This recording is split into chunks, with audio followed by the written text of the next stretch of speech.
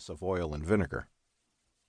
Now, using both hands, take the bar between the thumb and forefinger at opposite ends and briskly snap the bar in half. Listen. Fine chocolate should give a satisfying snap. Study the fault line along the break. The chocolate face should be smooth.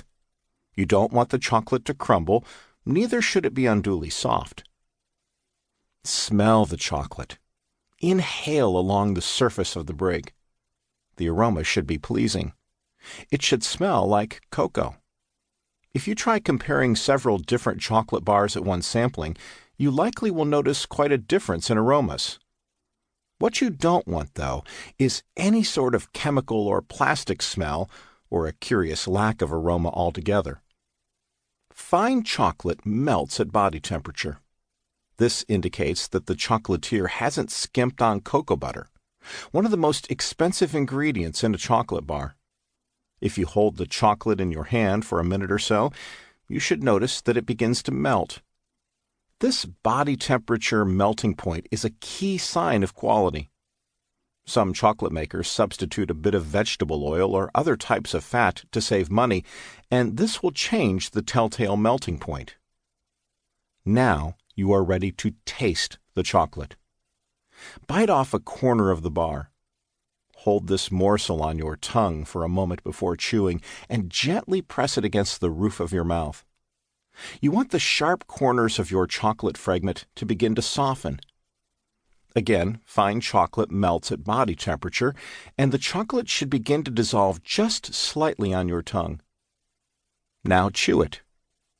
Taste is entirely subjective, texture is not.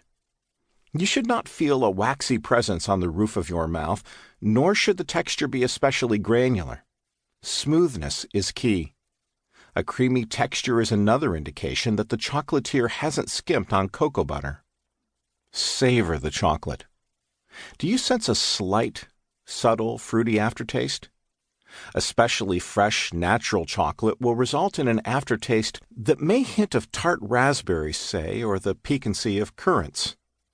Very fresh beans, not having been subjected to a 6-week ocean voyage before processing as they transit from West Africa, for example, to Switzerland, naturally possess that fruity grace note.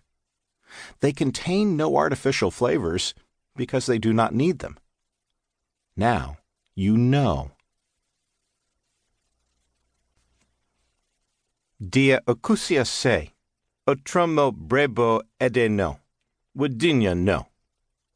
The one who told his mates the liver of the bush cow is a delicacy must partake in the feast.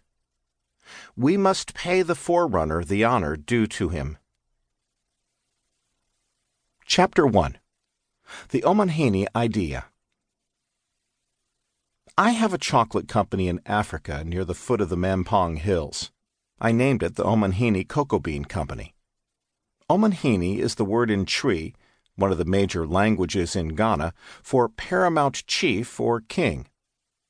Our production facility squats forlornly in what's known as the Tema Heavy Industrial Area in the artificially created port city of Tema in Ghana, West Africa. The name alone tells you much about the history of the area. Tema was transformed during Ghana's ebullient post-independence era of the late 1950s and early 1960s. When 5-year economic plans heisted from the Soviet Union were all the fashion, and many senior Ghanaian ministers were treated to advanced degrees in Marxist-Leninist dialectics from Moscow University. Dredging a new deep-water port out of the shifting fluvio-deltaic sands of the Bight of Benin was not too ambitious a plan for a country brimming with optimism and post-colonial swagger. That was a long time ago. Ghana was the black star of Africa, and heartily sick of kowtowing to Her Majesty. For savvy, charismatic Kwame Nkrumah, one of the Big Six, those dapper, Oxford-educated gents who became the founders of modern Ghana, Pan-Africanism wasn't big enough. Nkrumah was a principal advocate for the non-aligned movement, that sprawling collection of post-colonial countries that found purpose and profit trafficking between the United States and the Soviet Union, like children of divorced parents